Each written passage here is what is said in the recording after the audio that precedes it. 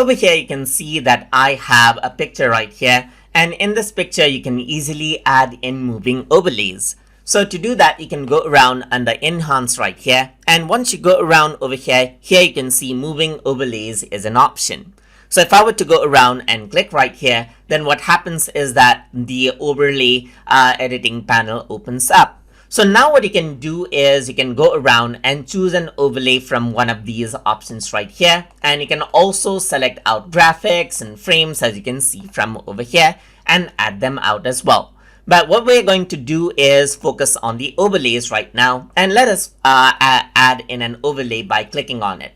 So it is applying the overlay, as you can see, and applying overlays does take a bit of processing time, so you have to be patient and you need to wait. So it is applying the overlay, as you can see right here, and if you wait a few moments, then the overlay will be applied. So it is applied, as you can see right here, and you can go around and protect out the subject over here as well. You can turn this on right here, and what happens is that it protects out the main subject areas over here as well, so that the overlays go beyond it. Now that is behind it right there.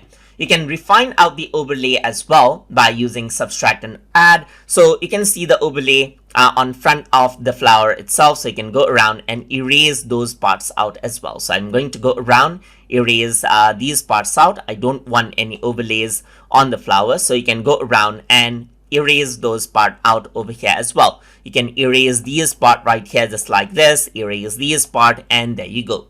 You can press the play button right here. Since it is moving overlays, you can see that this is how it looks. So I'm going to go around and hit the pause button. Let me increase out the brush size and erase everything out right here just like this. So let me just go around, erase these out right here.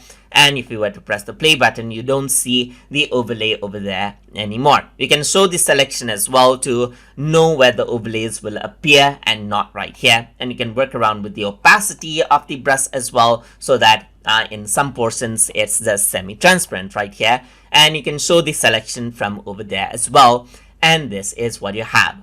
And once you're happy with the output right here, you can go around and click on export right here, and it gets saved as a video file, as you can see. So I'm just going to go around over here onto my desktop and save this out right here as overlay effect, just like this. And I'm going to click on save, and what happens is that it gets saved out as a video right here, just like this.